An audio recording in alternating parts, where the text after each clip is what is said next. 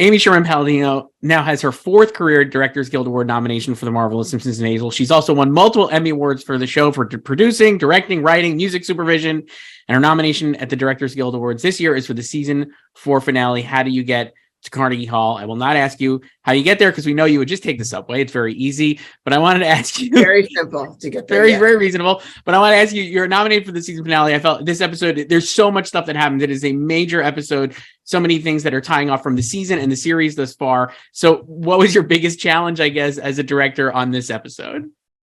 Well, the whole season was challenging because, again, it was COVID and you were just trying to keep people from dropping dead in the streets, and you were trying to get a show made. That our show is a big show. It's an outside show. New York is so much a part of who we are that my biggest fear was that it was going to feel like a very interior show. It was going to feel a little claustrophobic. And yet one of my favorite scenes of my career was watching Rachel and Luke Kirby go toe to toe at Carnegie Hall. And it was a tour de force of acting that is what happens when you put those two weirdos. They're so weirdly talented that I don't even think I should say like, you're so wonderfully. I think it's unusual and not natural for you to be that good. And I think it's not good for the rest of the world. Our expectations will be too high. It's just painful to watch, but they are so in sync and and the dance that they did was so nuanced and Luke had to hit so many points and so many ups and so many downs, and we had so built to this moment over the 4 years of their coming in and out of their lives and being supporters of each other and being muses in a sense, that for this clash to happen, the last person in the world that Midge would ever think would take her to task is taking her to task, and he's right. And it was a very fulfilling moment because it's something that we knew was going to happen from the first weeks of sitting in the writer's room breaking out stories. We knew we're going to end in Carnegie Hall. We knew we're going to recreate Lenny's thing there, and we knew that something was going to happen between Midge and Lenny. And so to feel to see what happened with it and to sort of I've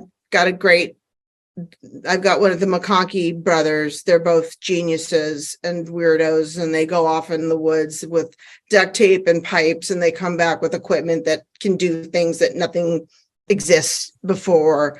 And I let him, he watched the show enough, he got enough in the groove that it's sort of like now, after we sort of knew where our moments were, we just got into a dance, and it was a perfect dance. It was Ginger and Fred off to Rio. And I will say I'm extremely proud of the show for that reason. I mean, there's so many wonderful things. Tony Shalhoub was so amazing in his, everyone showed up. Michael Zegan always shows up. Michael Zegan shows up when we're not even shooting. He just shows up and he's perfect because that's the kind of actor he is. So, but it was leading to, we had taken Midge on this sort of like, my life is here, and my life might be here, and maybe I'll get married again, and maybe I'll go on tour. And it was time for like that bucket of ice water to hit her on the head and go, it's now or never, baby. There are moments in people's lives, and especially in show business, where you do not grab them, they are gone. They are not coming back. That one moment that you thought, I'll get another shot at it, you are not getting another shot at it. It's now or never. And I'm just very pleased that it turned out exactly the way I was hoping in my heart. that scene is amazing. It's a great, and there's obviously like a lot of great Midge and Lenny stuff in this episode as well. But like that scene is so great. When you're shooting that, did you like? I guess, do you know you got it? Like you're saying, like there, like right there, like when you're on the set, are you like, oh yeah, then this is actually working exactly as I had hoped, or like, do you know that, or do you not know that until you go back and look at the dailies, or however you kind of doing it? Like how do you kind of view it like that? I knew. I mean, I'm not a daily person. I actually haven't watched dailies since the first season of Gilmore Girls, and I only watched them because everybody else would sit around at lunch and watch it. And in my mind, I was so confused as why we were watching dailies, because we had no money. So even if they sucked, we weren't going to do anything about it. It wasn't like Warner Brothers was going to let us go in and shoot something. So I'm like, why are we torturing ourselves? You know, because so I think I really like trained myself. And again, I think being a writer helps all of this, because you've worked out so much of the emotional ups and downs and whose face you want to be on and whose moment it really is. And you've done that, and you've been wrestling with that in your brain for so long that by the time you get on stage, it's already in your mind what you want it to be. And then it's like, now how do you get it there? And that is the trickiest part. The trickiest part is taking what is in here, what is on here, and then making sure that it happens, because cameramen are humans and they breathe and they feel different things and they reach for different things, and DPs will set a mood and an emotion, and a room will feel differently than you had anticipated it feeling, because it's got a certain glow to it, or there's a corner suddenly that feels like, why aren't they in the corner? They should be in the corner, you know. And then you have actors who come in and you have to let them have their process. You can't just say, go there, stand there, do this. You know, we're sticklers for dialogue here.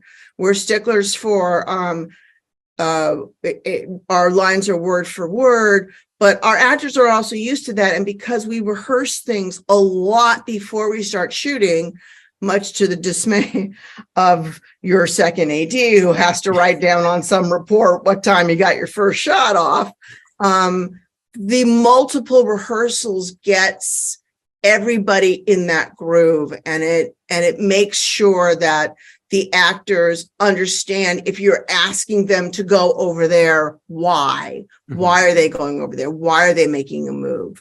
You know, sometimes you have to be honest and you go, well, I got to get on your face. So you got to take one step to the right, you know, but as organic as you can have it and everybody be in sync, what I have found is more rehearsal, less shooting. The less rehearsal you do, the more shooting you do. And because of that, I think that I'm very in tune to when I have it and when I don't have it. I'm not a big believer in, I've got it, let's just keep going just to see what else happens. Right. If I know I have it, let's go, because there's energy, there's emotions, and it's going to hit a peak, and then it's going to go down, because you are dealing with creatures who are working from hearts and souls and minds. So I've taught myself a lot, also because we're a very expensive show. So the way we can make claw money back is hours. The only way you have less hours on a show is if you rehearse the shit out of something. Everybody knows exactly what they're doing. The actors know exactly what they're playing. The camera guys are really, really in the groove. And then you just let these great people go, and you sit back with a Diet Coke, and that is how for me, that's the system that works the best for me. Like, work your shit out. Now everyone's happy. Now let's just go. And when you've got it, move on. Right.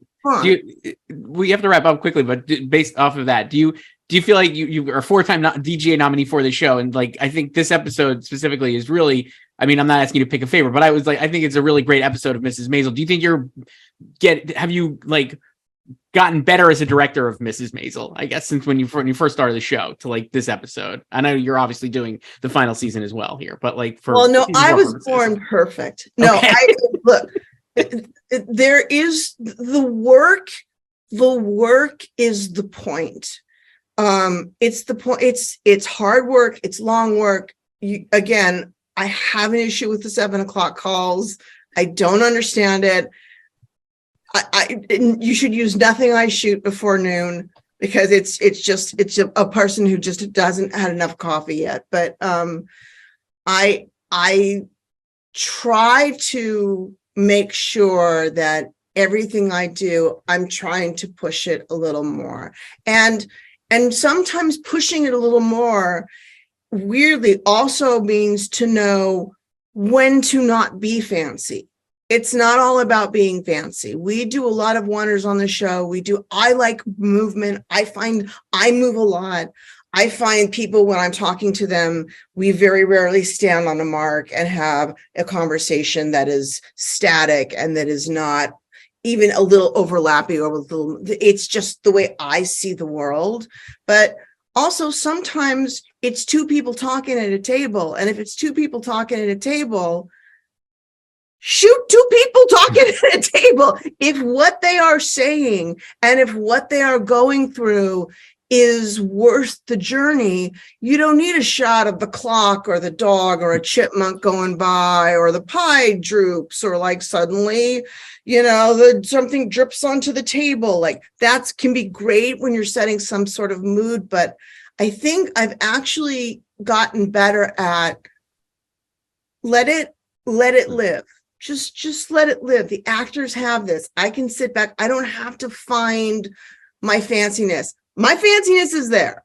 I do my fancy. I believe me. I look for my fancy. The strip number that we went in and out. I had them construct this set from that I drove everyone nuts with this set because there were cranes and things and people and I'm like, they didn't want to do steady cam. I'm like, it's got to do steady cam. Look, I make people nuts. I'm here for that. But I also think if you have material you believe in, you have a story that you believe in, if you can remember why you fell in love with this in the moment, and then you handed the gifts of a Rachel Brosnahan, of a Luke Kirby, of an Alex Borstein, of a Maren Hinkle, of a Tony Shalhoub, a Michael Zegan, a Caroline Aaron, a Kevin Pollak. You are handed these people. You're an asshole not to let them take your heart and then make it something that is so much bigger and better than you could have imagined, just so that you can say it was done my way. I think that's a lesson that I think I have learned. Right. I've also learned I'm not a shot list gal. Sorry. Like I like to be there, work with them, work everything out, and then say, once I've seen my master, because I shoot all my masters from beginning to end, I try to make my whole master work, and then I'll be able to say, I need to go into her face for this line, that line, so that I'm a very targeted director. Once I know where I need that moment or that pop, or maybe that's a little too slow, then I can go for it there. I don't walk into it with that sort of plan. I think that the minute the actors take it, it's going to change anyhow, depending on how they see it. And then you have to figure out how to all get in the same groove. Right. Incredible stuff. Amy Sherman-Palladino, Directors Guild Award nominee for Marvelous Mrs. Maisel. Thank you so much. You are so welcome, sir. Thank you. Joseph H. Guidry is a previous DGA Award winner for Full Bloom. Other projects have included Say It to My Face, Netflix After Party, About Last Night, and Brain Games on the Road. And he's a nominee this year for the Big Brunch and the episode Carb Loading Brunch. Joseph, I love the show. You've done reality competition programs before. What made this show different for you, I guess, as a director? Can I say one thing real quick? Go for it. 3-time nominated. Three-time nominee, yeah. Yeah, 3-time nominee in a row. Yeah. Did you say that? I said you won. I didn't say the 3-time nominee. Hey, all right. I want to make sure. I knew you were a nominee. Want to make sure. No, this show, the approach on this show, this show, when when I was opposed with with directing this show, I know this is a creation from the wonderful mind of Mr. Dan Levy, right? And and the show, the Big Brunch, right? It's like my approach on this one was a lot like any other show that I've done, especially for HBO Max, because HBO Max is a premium streamer, right? We it's all about being premium, right? That's the crux of HBO Max, and this show falls right into that same line. And I was super happy that I was able to be able to bring this show to life and do it in a way that I had done previously with the Full Bloom series. There's a certain style and formula that me and my team and my DP have acquired over the years from working together for so long. And we were able to take that same style and approach and format and bring it to Brunch. One of the differences that we felt, which makes this show a lot different than the previous shows that I've done, the production company, Boardwalk Pictures, Mr. Andrew Freed, right? Mr. Chef's Table, Mr. Documentarian himself, right? We took the documentary world and way of and format and the way that they do things, and we took our reality competition format in the world and the way that we do things, and we melded them together. And it wasn't a perfect, fit. You would think that documentary reality, like it would fit perfectly. It wasn't. There was different ways that that they were used to doing things. There were different ways that we were used to doing things, but we were able to find something in the middle and work together, and we created something super duper special. And I love that, that experience that we had together. And I love the fact that we were able to find the magic in this show, whether it be casting, the set was amazing. Our operators, our lenses, everything just came together, and we created this magic in a bottle, and we were able to show it on screen. Yeah, I love the show, and I'm glad you brought up the set as one of the things I wrote down, because I'd not seen really a set like this, especially for kind of a food competition show or whatever, like these kind of shows that we've seen. And I guess, can you talk about how that informed you and how you kind of used the set to its fullest advantage, I guess? Oh, 100%. Yeah, we David Corn, Scott Moses, those guys are amazing at what they do. And this set, we were I was brought in early, obviously, in the beginning to help, guide how, where should we put this camera hole? Where should we do this? And that process was amazing. It was very it took a while. It took a while. I mean, that set honestly was going to be even bigger than what it actually was. But we kind of had to have a couple of meetings about budget, and we had to bring things back a bit. But the set was amazing, and they really did a great job. When we walked onto that set, there was a whole something that I had never used before. And I don't know if the other directors have used this before, but there was certain technology that we utilized. It was like with this VR glasses, right? So what Scott and David did is they worked with the company, and they basically built the set before the set was built in a 3D atmosphere. And I put on these goggles, and I was able to walk and look around and see how we were going to shoot this, how we were going to shoot, this is where the kitchen's going to be. They'll have, 10 stoves over here. There'll be, the bar will be over here. There will be a door divider here. This goes up. It was amazing to be able to utilize that technology and be able to see the set before the set was actually built. Yeah, that's awesome. Do you when you're doing these, and you mentioned the casting and stuff, and Dan obviously is a judge, and everything kind of comes together. How much are you working? It's not performance, obviously, because it's a reality competition, but how much are you working with the cast and the contestants, I guess, and how does that work for you, from a directing standpoint? From a directing standpoint, working with the actual cast. Yeah, and Dan too. Yeah, and Dan. Well, yeah. When it comes to our hosts and our judges, Dan, Will, and Sola, they have ears, so I'm in direct communication with them. And I can tell them what's coming up next. I can tell them, hey, I need you to step right or left because you're blocking a shot of Daniel or so we're in direct communication. I'm always in their ears. But when it comes to the actual cast, that's like more of a standards and practice type of a legal situation. So we can't really talk to them too much, for obvious reasons, because it's a competition based, on $300,000. So, if I talk to a cast member, I'll say something to the entire cast. Sure. I can't pull people aside and have a little one with them or anything like that. Right. Yeah. That's cool though. Yeah. And then can you talk about like a little bit like from a food competitions? I guess the food in this looks delicious. This looks so good. I guess like how do you go about, making sure it looks right? And like even like the ones I found it interesting, like like when the judges in this episode, like I think there's a couple of ones where the dishes are not up to maybe par compared to like some of the other ones, right? Like, or at least that's what the judges say. The stuff looks great. It's like I was like, oh man, it looks appetizing to me, but maybe there are certain things about it that are dry or whatever. But I mean, how do you kind of like think about that, and how did you do that, especially in like a food show where you have to have like, I'd imagine that makes it even more difficult, right? Because you're dealing with like the dish. I guess I just couldn't even. How do you kind of handle that? Like, making sure the food looks right and like all that stuff is coming together. Yeah, 100%. So with the when the cast is when they're in these competitions, they're making plates for the judges for their tasting, but they're also making plates for beauties as well. Okay.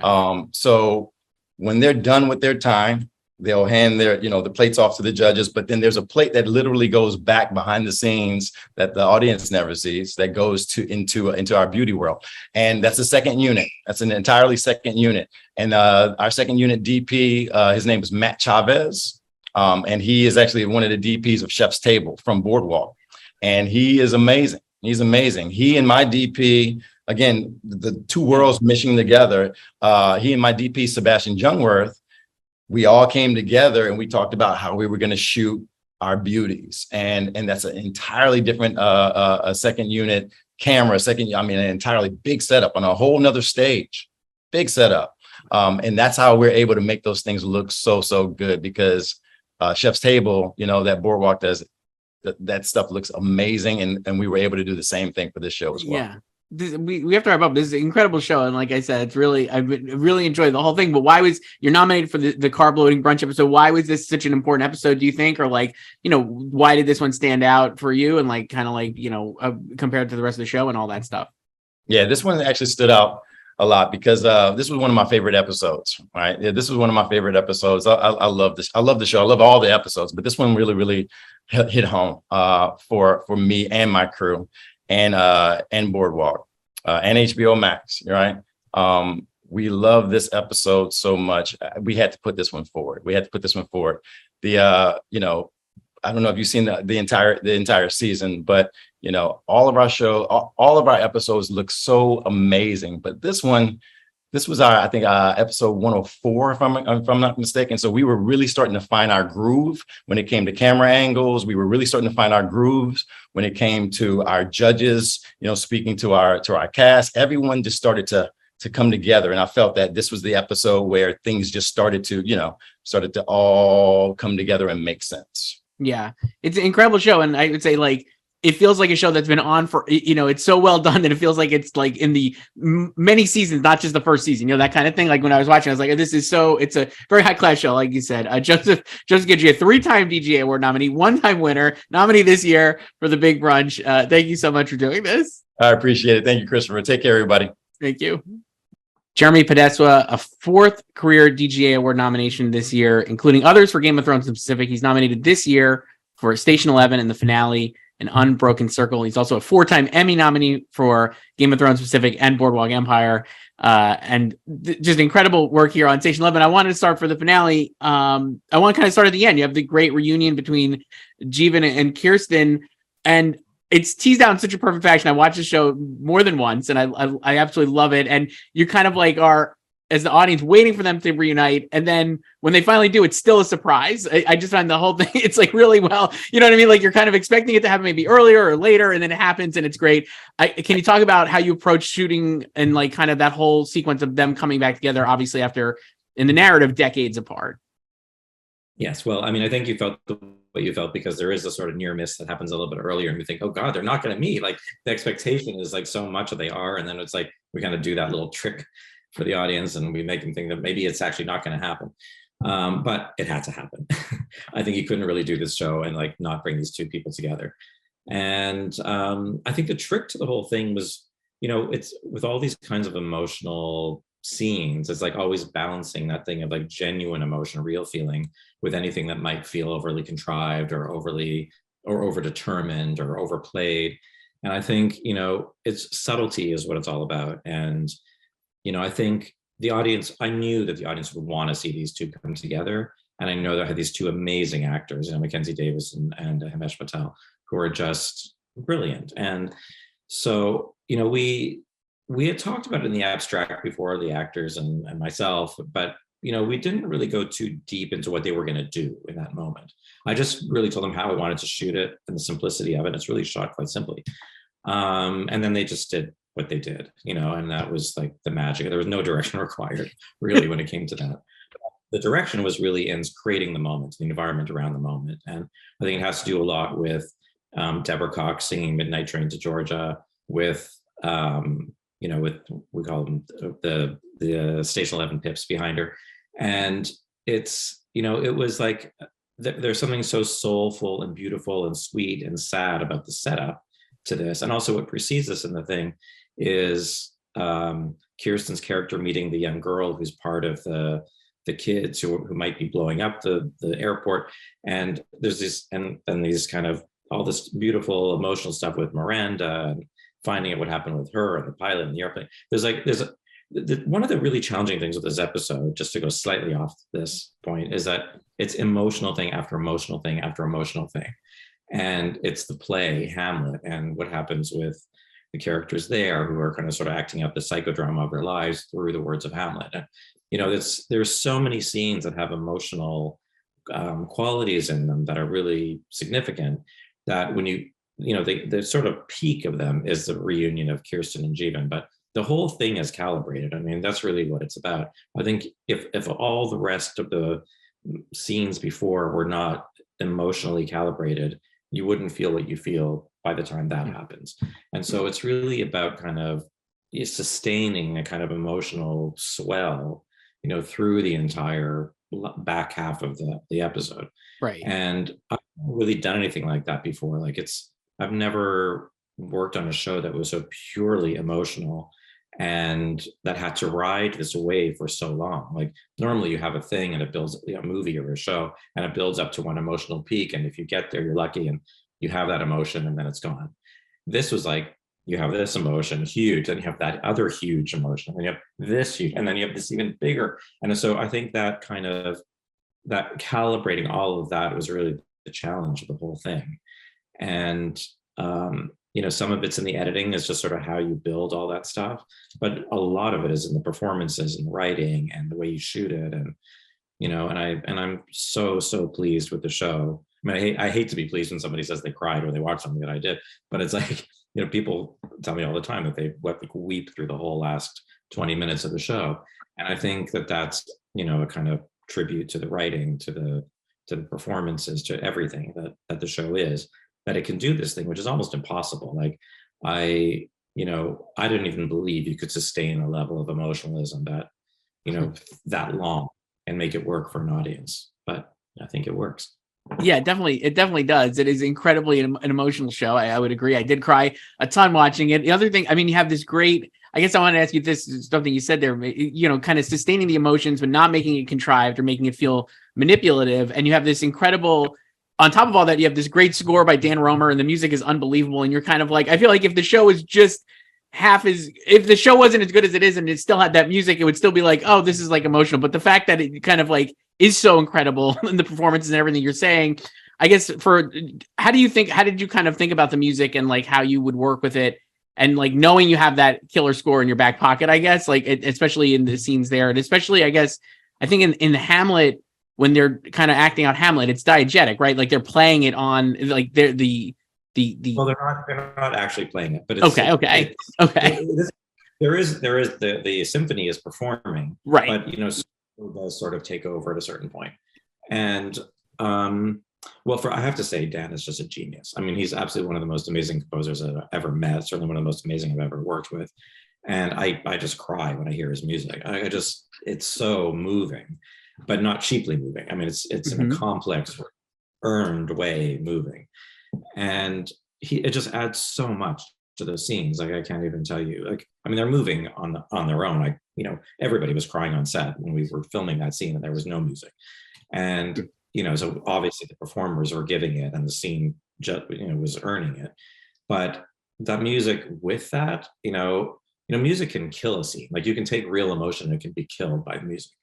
And, but you can't really fix something with music. But when music merges in that way, like if you just have this really sophisticated approach to music and the scene has its own emotional value, the compound effect of that is just enormous. And I think Dan is such a sensitive human being and such a sensitive artist that he's incapable of doing something cheap or maudlin or manipulative, or it's just not in his DNA at all. And so, when I heard the music that he was I didn't hear the music for that until after we shot it. Okay. Although other time I did hear the music for the symphony and other things, but that particular score, I think maybe score pieces came through at various times. I don't remember when I heard that for the first time, that music for that reunion. But certainly when I saw it together, it was just devastating. I couldn't continue. You mentioned the performances are obviously unbelievable. I wanted to ask about Danielle Deadwyler plays Miranda. Like you said, this is like a big episode for her and kind of like tying in like a little bit what happened. The scene when she's talking to the airline pilot who's named Hugo, it takes my breath away. And there's a moment and the line reading she has, like, he's like, these people don't deserve to die like animals, basically is what he's saying, and trapped in the plane. And she's like, no, they don't. And that's it. And like, that's what she says. And I think there's so many ways that could have been played and probably shot. And the way you guys handle that is just unbelievable. I just could not believe it. I guess, can you talk about that moment and like kind of how you guys talked about her response there in that conversation? Because I think it's so I don't know. It just is so like heartbreaking and like real. It felt, it just is a really amazing moment in the episode. Well, I have to give it to Patrick Somerville, who's the writer, who just, they're the most beautiful words, like that whole speech, that conversation with her in the pilot. It's so heartbreaking. And it's devastating. I keep saying this, but I still cry when I watch it. Like, her performance, those words, that was actually one of the first things we shot for the entire episode, just because of scheduling. The whole episode was shot out of order. And and also because it's like a few movies in one, we have Danielle's story, Miranda's story is kind of its own self-contained thing within the body of the show. Her in the hotel room with Tim Simons, and and then her, going off into entering her comic world after this talk with the pilot. It's its own little story within the larger scope of the show. So anyway, we ended up shooting her at all the hotel room with her quite early, which included that conversation with the pilot. And we had cast the pilot, but we hadn't shot the pilot yet either. So it was the first, when we came to do that scene, I hadn't seen him really act yet, the pilot, and he was just off camera doing his dialogue. But he gave such an honest, sincere, off-camera dialogue performance. It was such a surprise in a way, because you always think, well, we can do his side of things later, and we're gonna. So, but he was there when we shot it. I just didn't expect it to be as moving as it actually was. Like, he was moving, she was unbelievable, and we just shot this, and I don't know, I just can't even explain it. We just, like, as we were shooting it, and then Danielle just does what she does, which is just perform in the most honest, beautiful, real way, and just letting it flow, letting the emotions rise to the surface. And when she just did it, I don't think there was a dry eye in the house. Honestly, like, the entire crew was weeping. It was just unbelievable. And of course, it's not just one take, but there weren't many, because it was so great. But there were a couple of different sizes and things that we had to do, and I definitely didn't want to. It was, every time it was perfect. Like, there was no question of, like, maybe there were small notes, I don't even remember, but her instincts are just impeccable. And so it was just getting the camera in the right place, getting the lighting right, getting it all working. And then our off-camera actor, our pilot, was so beautiful, and she just connected to him, and it was just a beautiful, beautiful moment. I don't know what to say, but it was definitely one of those most magical things ever. Like when you're on a set, I've had some of those in my life. I've been blessed with those, but this is one of them where it's just, you forget you're making a show, you forget everything. You're just like, you're in it. And you're just watching this actor play this part. And she became that person. And what she was going through was so moving. I'm gonna cry just talking about it. It's the situation too. It's like, she's dying. It's her last word. She's saving or she's trying to save these people that she cares about. It's like, the whole situation is so loaded and so kind of fraught. And, it was just one of those great things to witness, honestly. Yeah, I mean, the show is absolutely amazing. It's a remarkable, I think, artistic achievement and a well-deserved nomination. Jeremy Podeswa, a DGA nominee this year for Station 11 and the finale, Unbroken Circle. But the entire show is just a beautiful show. You should watch it, including the finale. Thank you, Jeremy, so much for doing this. So much. Eric Appel, a DGA Award nominee for Weird, the Yankovic Story. He's also nominated at the PGA Awards and WGA Awards. He's a prolific comedy director. You might have seen his work on New Girl, Silicon Valley, Brooklyn Nine-Nine, and Die Hard. Eric, thank you for doing this. This movie started obviously as like a spoof trailer. I would say like maybe 10 or 15 years ago. I'm not around that time, certainly a long time ago. Right around there.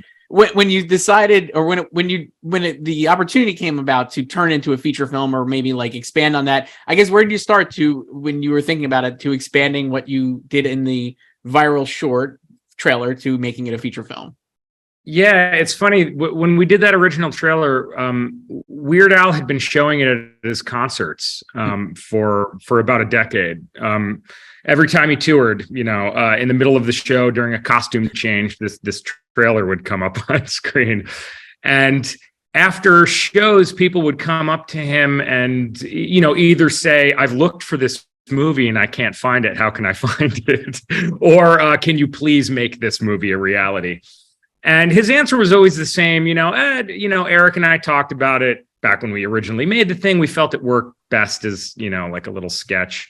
And then I randomly got an email from him in one morning in 2019. He was like, "I don't know if I'm going to release another album anytime soon. I just did this career retrospective box set. What do you think about collaborating? We could write this movie together and actually turn this thing into something real." I immediately jumped at the opportunity. We were out to coffee the next morning, batting around ideas. It was a real challenge translating that into a feature. I didn't want it to feel like a comedy sketch that was just too long. And I think that that's part of what led us to this like really specific tone that we have. It's not like it's a parody of biopics, I guess. I think of it more as a satirical biopic. Mm-hmm. Because I traditionally think of parodies more like The Naked Gun or Airplane, where it's just every frame is packed with visual jokes and gags and you're sort of undercutting every moment of the story with something funny. And it's more like Mad Magazine brought to life. The real challenge with bringing this to life was, making it feel like it is a real biopic that's funny and it kind of exists in its own bizarre universe. Like it was very important to try to tell like a real biopic story and have these moments be funny because they're absurd, but also hit those emotional beats and make them feel earned and real and satisfying and not just like thrown away and like the whole thing's just a goof. So, I mean, you probably are well versed in music biopics then, but like, did you go back, like, did you do a crash course in those maybe? Or like, how did you kind of approach it? Like, to make sure you were hitting those beats? Because I think you're right. The movie does succeed as a musical biopic that you would think is real, to the point where at the end of the movie, I think you show photos of like Al and Madonna. And I was like, truly like sitting there like, wait, maybe what was real? Like, I was fooled, even though I was like, I definitely know better. But I was like, so it does work from like that aspect of it. But I guess, can you talk about like how you kind of went, like, what was something, I guess, when you were thinking about those musical biopics that was like important, I guess, to carry over to the satire of those biopics? Yeah, well, I mean, I guess, it wasn't even just musical biopics that we looked at. we didn't sit down and watch like Rocket Man and Bohemian Rhapsody and all these movies and say what scenes can we pull from those and sort of do the joke version of.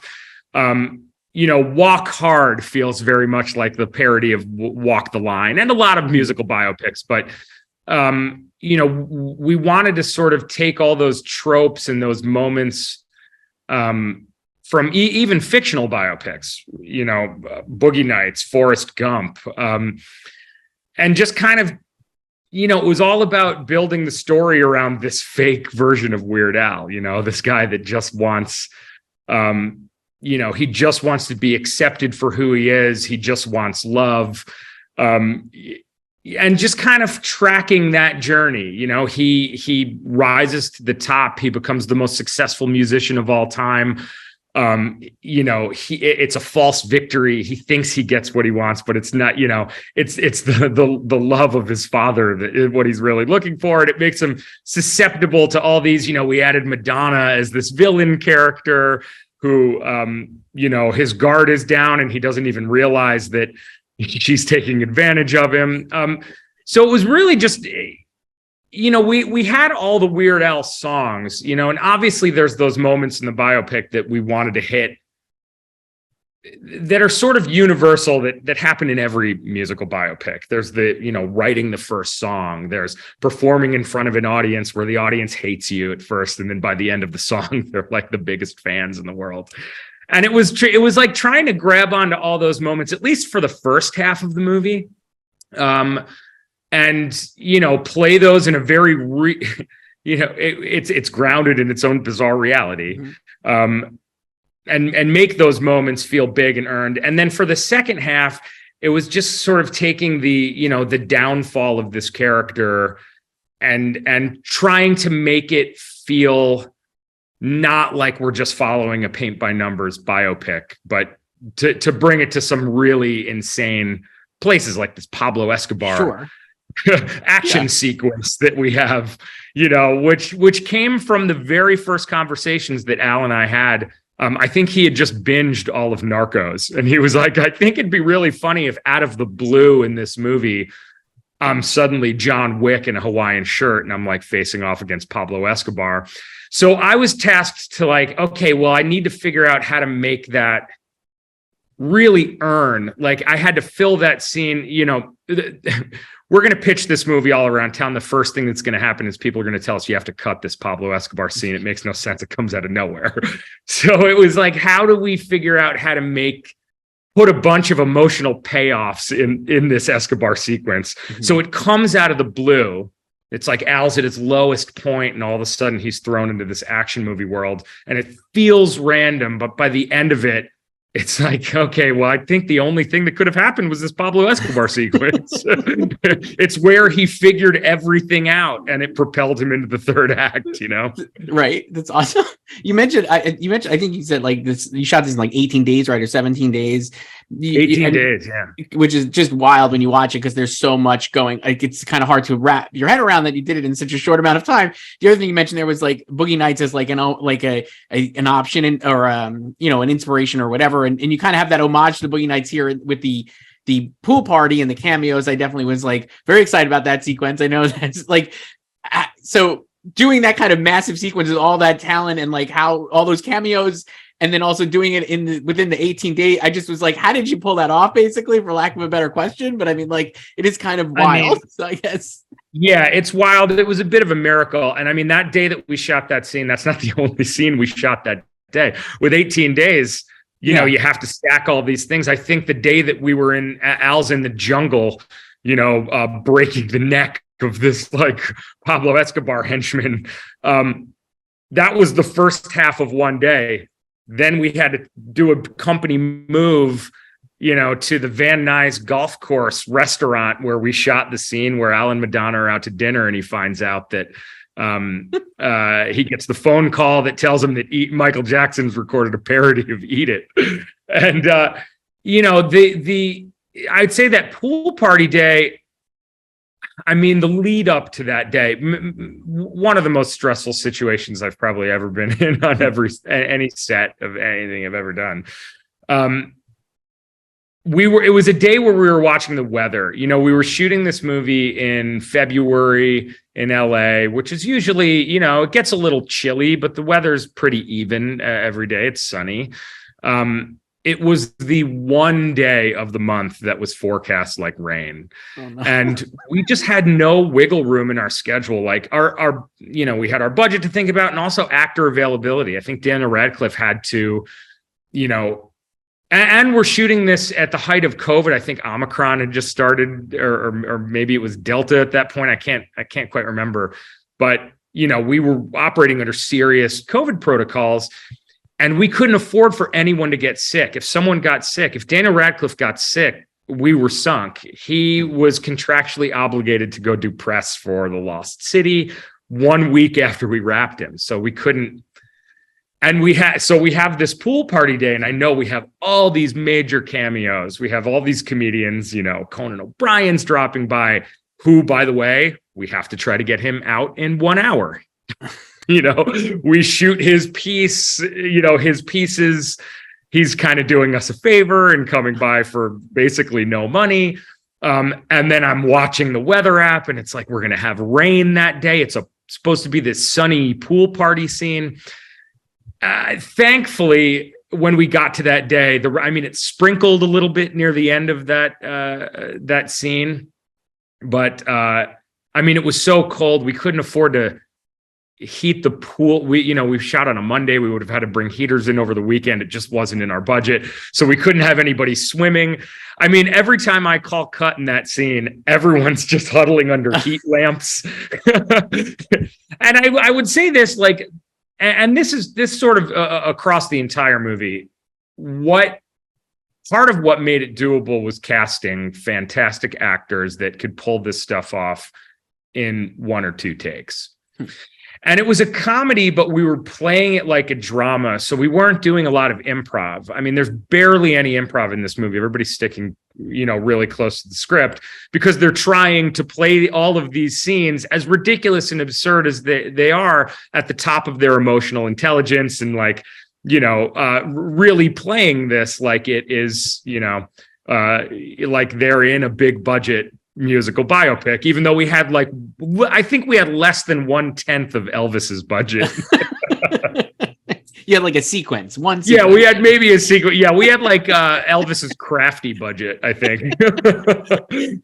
we have to wrap up. I want to ask you one thing. Like you mentioned, like the casting. So you have obviously Daniel is amazing as Al, and I know you kind of talked about him in the interviews, and it's a great performance. You also have Al playing a different character, and I guess what was it like directing Al as someone other than Al? I guess. Yeah. Well, it was really funny. It was such a blast directing him as that particular character because he gets to like dress down himself, you know, and you know, it's such a fun scene because and doing this sort of meta thing, we actually took out a little of the winkiness in that scene of you know, Will Forte is making fun of Dan's Weird Al character for being ugly and his stupid glasses. And we did have a moment, I think it was in early cuts of the movie where real Al, you know, spikes the camera. You know, he looks right down the barrel and is like, oof, like I'm aware that I'm making fun of myself in this moment, but we ended up taking it out. Yeah, that was one of the other things in the movie, just before we go, is that like the balance of how silly we never wanted to like undercut these emotional beats that we had, that because we wanted our story to work and we wanted everything to really hit. There's all these things that we shot. There's so many jokes that were in the script that, you know, I ended up taking out in editing, just little tags at the end of scenes or moments that just anything that like stepped on, you know, these scenes being emotional, things like spiking the camera in that scene, but also, you know, when teenage Al gets into that big fight with his father and he smashes the accordion and he's like, get out, and the kid leaves. You know, there was a beat at the end of that scene that we shot where mom comes in and she's like, what happened? Where's Al? Where's Alfie? And the dad's like, he's dead. And she's like, what? And he's like, to me, he's dead to me. And she's like, oh, thank God. And it was like really funny on the day. And the scene is funny, but just like making those directorial choices of like, oh no, it's so much more important to go out on this look of regret on Al's father's face. Like that's what propels us into the next act of this movie where we see Al as an adult, and we hold on to that. Like, what's, does dad really feel this way? And it helps out at the end when we find out that no, he doesn't. Dad's been holding this secret this entire time. But that was such a challenge with this film of just trying to figure out, like, where is the tone of this? What's too far comedically? What's too far dramatic? And how do we find that, how do we find that balance and really make this not just funny and bizarre, but just like satisfying on another level for audiences where they go in expecting one thing and they leave, wow, that movie was better than I thought I did. When we went into this, I said, my ultimate goal with this is for people to go, wow, that was like actually a good movie, I think. Because people are going to go in with this expectation of like, what is this? It's going to be silly. I'm going to laugh, but trying to make it actually satisfying. And yeah, and actually it is actually a good movie, as we can witness by the DGA award nomination, PGA award nomination, all these great acclaim and awards here for the film. So yeah, thank you. I mean, my biggest hope was that like I said, people would actually just like it. Getting these nominations, and we walked away with a couple Critics' Choice Awards last week. It's just, I never thought that making a satirical movie, a satirical awards picture would actually turn into actual awards. I'm floored. I'm honored. It's incredible. Incredible stuff. Eric Appel, director of Weird, the Al Yankovic Story. Thank you so much. Thank you. Joseph H. Guidry for The Big Brunch, Amy Sherman-Palladino for The Marvelous Mrs. Maisel, Jeremy Podeswa for Station 11, and Eric Appel for Weird, the Al Yankovic Story, all Directors Guild Award nominees here in 2023 for their incredible work on those programs. Thank you so much for doing this. I wanted to start broadly, kind of like, what's your favorite part about being a director at this point in all of your acclaimed careers? Joe, we can start with you and we'll go around. Okay, yeah. I mean, my favorite part of being a director, oh man, that's a great question. I came up the camera route, right? I came up the camera route. I was a young budding camera operator. So I was able to see, directors before me do their thing. And I always aspired to become a director when I was a young guy, right? Young kid. And I think the favorite thing for me being a director is building relationships with my crew. I mean, I love my crew. I've been doing this for 20 plus years, started off as a very young camera operator, 20 years old, started out. And but building the relationships over the years with my crew, being with my crew, and I try to utilize the same crew everywhere that we go when I get the opportunity to. But just seeing, being on set with my crew and creating the atmosphere that we can create, that we can be creative in, for me is the number one priority, right? So, being a camera operator for years, you get the screamers, right? You get the screamers, and I always said to myself, I will never, ever be like that, because that's counterproductive in my eyes. So for me, when I direct, I love to create an atmosphere and an environment that all people can be creative. It doesn't matter if you're a PA or if you're a showrunner or whoever. We create this environment where everyone is welcomed and everyone is heard. And for me, that's one of the favorite things about being a director for me is. That's great. Amy, how about you? Well, I agree that there's so many, I started as a writer. So I started, it's just hours of being alone, thinking about your failures and why didn't I go to college and learn a transferable skill? Why am I doing this to myself? And so when I started directing, the whole concept of you're stuck for a minute and there's 50 talented people around who could possibly say, if you turn the camera on, it might work. So it's like, oh, okay. All right. I got it. I totally agree with with everything that is been said about the idea of being with this group of people. I don't know if you guys shot during pandemic or if you closed down during pandemic. We shot as soon as they would let us shoot, and it was an interesting experience because we've all known each other so well. Most of my crew has been with me since the pilot. They just don't know I'm an asshole yet. I keep telling them, but they won't believe me. But so when this thing hit and suddenly you can't even have lunch with a person and you everybody's behind masks, and being with a group of people who so have your back and so all want the same thing, and we sort of clung to each other in a I will say almost unhealthy way, but there was a lot of there was a lot of trivia nights, which I hung up on immediately as soon as I saw everybody was breathing. But it was this atmosphere of, we are here to make sure that we are all going to be okay. We all rallied around our actors. Our actors could not be protected. Rachel has 20 pounds of hair stuck to her head and glue. And if you put a mask on, that shit comes off. So she could not have a mask on.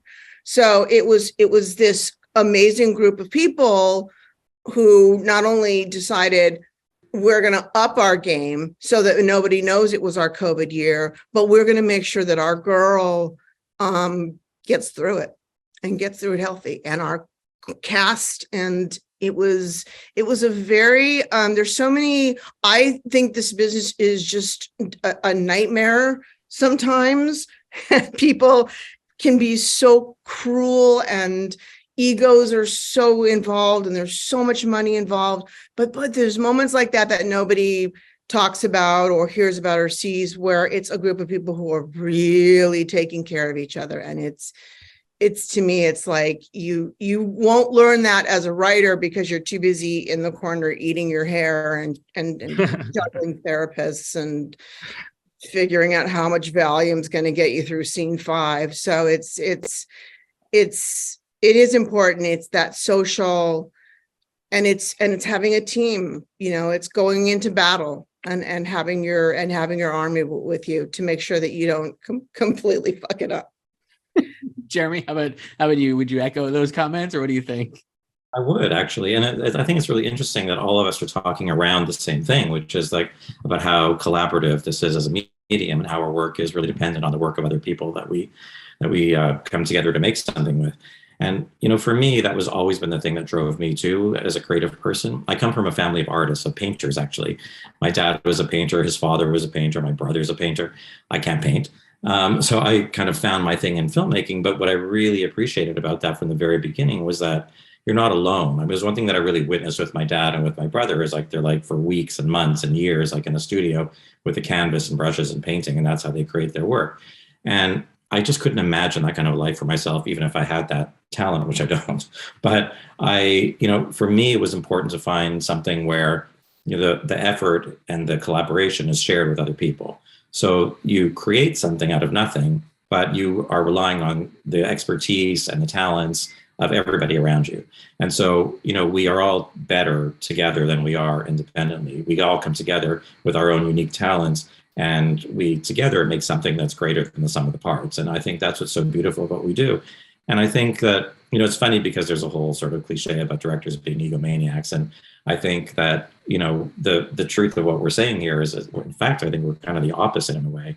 Like, I can't speak for every director, but I think for the directors that I love, and the directors who I admire, and directors who are my friends and colleagues, I think we all think the same way. And it's like, we are so interlinked, we're so interdependent with our teams. And we choose them really carefully, and we want to have people that that we care about, and people that we're friends with. And I'm sure each one of you, I'm absolutely sure, even though I don't know you, that you, like me, have a no assholes policy, which is like, you will not work with people who you can't really strongly relate to, the people whose work ethics are different than yours, people whose personalities are divisive or difficult. And I think we all want to work with people that we want to work with, people that are fun and smart and clever and interesting and kind and generous and giving and collaborative. I mean, that's really what it's all about. So for me, like the work that we do is so it benefits so greatly from this dynamic, and I enjoy like every second of that. Like that to me is the best. And of course, the creative aspect of it, of really, every day making something. Like there's a line in Station 11, which is make magic every time. And I think that's something that we all try to do all the time.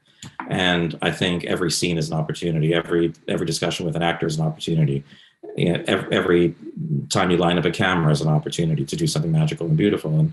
But I think when you're with a group of people who understand that and feel that really deeply, and you're in this enterprise together, everybody feels the same way. It doesn't matter if you're a key grip or if you're the costume designer or if you're a PA. I mean, I'll mention Station 11 again, because I do think that was made during the pandemic, as you were saying, Amy, and it was such a difficult, fraught time. We all felt at that moment when we were going to work, for the first time after things got bad, that we were potentially putting our lives at risk and putting other people at risk. And we took that really, really seriously. And we didn't want people to come to work and feel, first of all, that they weren't safe, that they weren't cared for, that they weren't coming together for a purpose. I think we all felt like we were really making something of value and that it mattered to us. And, and that's what made it work. We were a family making the show together. We're also a group of artists making a show together. To me, that's what makes it worth it. Yeah, that's great. I mean, like, that's another thing I love about the DGA Awards too, is that it's citing, like, you're the nominees, but they mention your directing team, which I think is really great. Like, a lot of, like, it's an acknowledgement that it is not just like you said, like an egomaniac type of thing. It is like really like a group here. Eric, how about you? We could go to you. What's your favorite part about being a director, or anything here that you've heard that you're like, oh yeah, this is exactly same thing I'm experiencing as well? Yeah, I actually like the control. I like doing things myself. No, I'm just kidding. It's hard to go last when I'm basically going to say the same thing that everyone else has said, which is like my favorite thing is just being on set with everyone and collaborating. I come from an improv comedy background. So, 20 years ago, I was getting up on stage with people and making everything up on the spot. And, what that really taught me was how to collaborate with people, and you all have to trust each other. In the instance of the movie that I made, the Weird Al movie, we shot it in 18 days, which is pretty insane, with the scope that we were going for, this big musical biopic that's, supposed to feel like this prestige movie, this like awards contender. I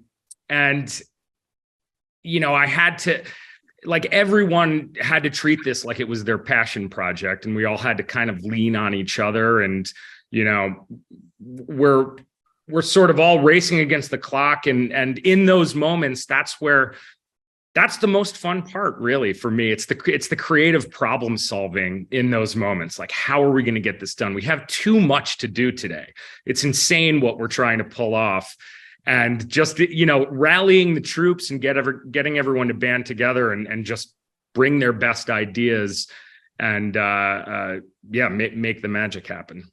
Yeah, that's awesome. I want to do a quick lightning round here, because we do have to wrap up the roundtable. But Eric, I'll start with you this time, since you went last this time. But I guess, like, what was, like, your first time you were like, oh, like, you saw a film or a TV show or anything, and you were like, that director, like, you first time you were aware or like inspired by a director to maybe become a director, that kind of thing, I guess. Like, what was an early memory, I guess, for you? Yeah, well, I mean, my parents had a video camera when I was maybe like 5 years old, and my mom was operating it, and we were making movies, and I guess I was directing my little sister, so I was doing it from an early age.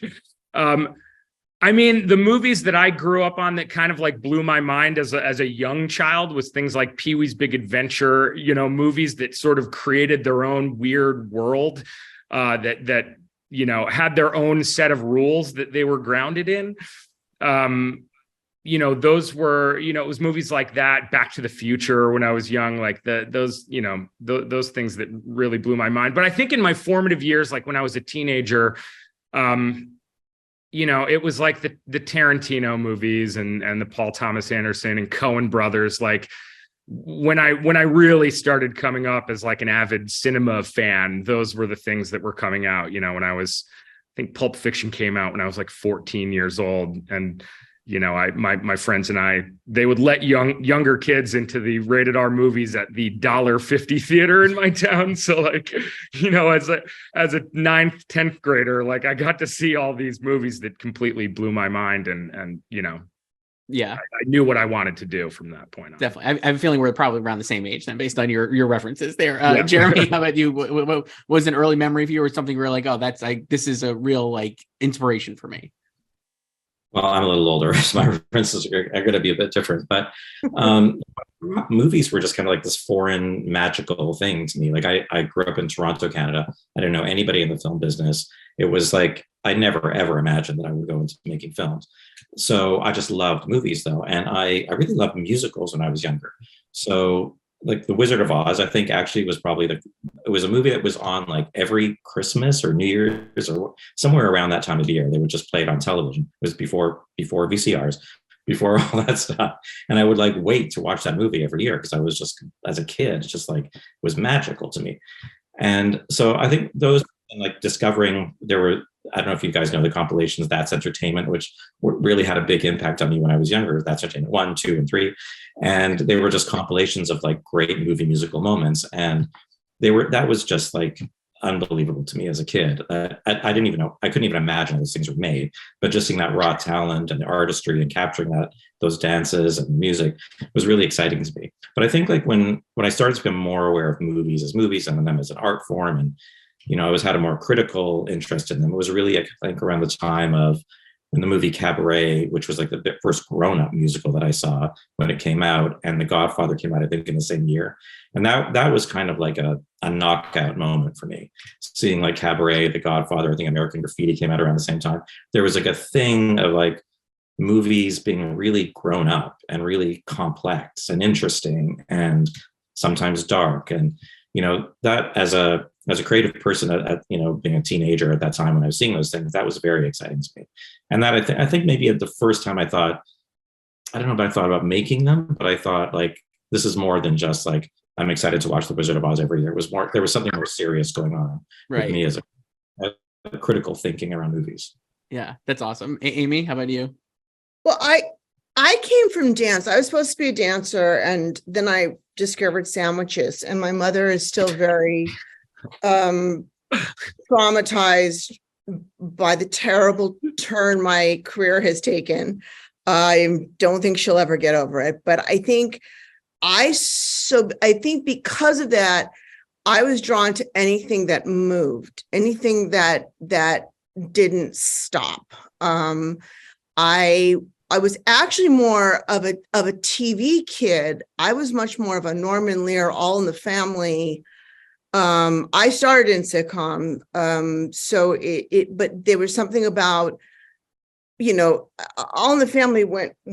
The set was like this. You had the living room, you had the dining room, you had the kitchen. It was a play. It moved back and forth. It wasn't anything incredibly cinematic, but there was an immediacy to it, and there was you knew them, they were your family, they were part of this. And I don't believe in screeners. I don't watch screeners. I throw them away. Sorry, come get me, jail. When the pandemic hit and they shut down all the movie theaters in New York, I took the PATH train to Jersey because Jersey was still open. And I saw the Aaron Sorkin Chicago 7 movie, and I saw 2 other movies before they shut Jersey down too. But to me, I so revered the form of movies themselves. I love TV. TV's paid for all of my hats. I think there's great. I mean, we're all, Station 11 is a TV show, but it's not a TV show. I mean, TV today and the movies and Weird Al and all these wonderful things that you can access that are considered TV are not TV. I think lines are blurred now. I think my real, if I'm going to be completely honest, the moment that I decided to be a director was the moment that my manager, Gavin Pallone, the first year of Gilmore Girls, said to me, "And you're directing the last episode," and walked away.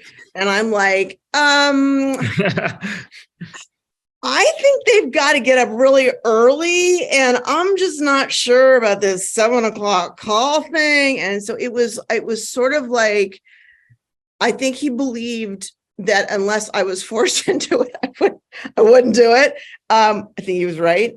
But then being there and being able to take what I've had in my head and I've put onto paper and actually see if it was possible to do was a very addicting moment. It was very much like you write 600 daisies and they're like, here's 600 daisies. And you're like, oh shit, I think I needed 6,000 daisies because no in the room, it's stuff like that. But then being able to see even a small moment of just Lauren Graham surrounded in this, it was poppies, but it was yellow and daisies, and she wasn't going to fall asleep and lose her dog. And it was just a moment of like, oh, so what I have in here, I can put onto there. That is amazing. I have so much admiration for people who were camera operators, by the way, who become directors, because my camera operators are my lifeline, my blood. Without Steadicam, I simply don't exist.